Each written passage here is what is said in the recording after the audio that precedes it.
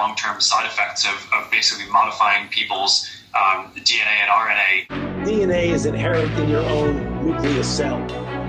We just don't know the long-term side effects of basically modifying people. Last week, Facebook announced they are, quote, expanding their efforts to remove false claims on Facebook and Instagram about COVID-19 vaccines. Let's take a look at Facebook's most updated COVID-19 vaccine policy. The real kicker is right here in the policy where Facebook says it would remove any content that, quote, claims the COVID-19 vaccine changes people's DNA.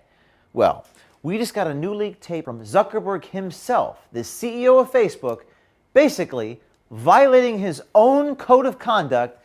He would be censored on the platform today for what he said. I share some caution on this because we just don't know the long-term side effects of basically modifying people's DNA and RNA. So when Zuckerberg said, quote, basically, the vaccine is modifying people's DNA, it seems pretty clear modifying is synonymous with changing. Again, Zuckerberg would be banned from Facebook for saying this. This video of me showing the CEO of Facebook talking might be banned, but then Zuckerberg on November 30th in a public live stream Q&A appears to somewhat change his tune. I mean, my understanding is that these vaccines do not modify your DNA or RNA. No. First of all, DNA is inherent in your own nucleus cell. Sticking in anything foreign will ultimately get cleared. Well, I'm glad we can clear that up.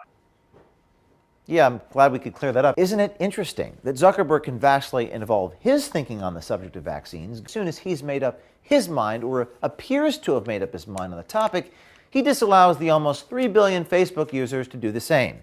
Rules for thee, but not for me. Seems a little bit hypocritical, don't you think? What happened to free speech? And who is on this Facebook oversight board? Who makes all of their policy decisions? It's not that the insider is betraying Mark Zuckerberg. It's that Mark Zuckerberg is betraying what Facebook ought to stand for. We would know none of this, but not for the fact that we have a brave Facebook insider. Be brave, do something.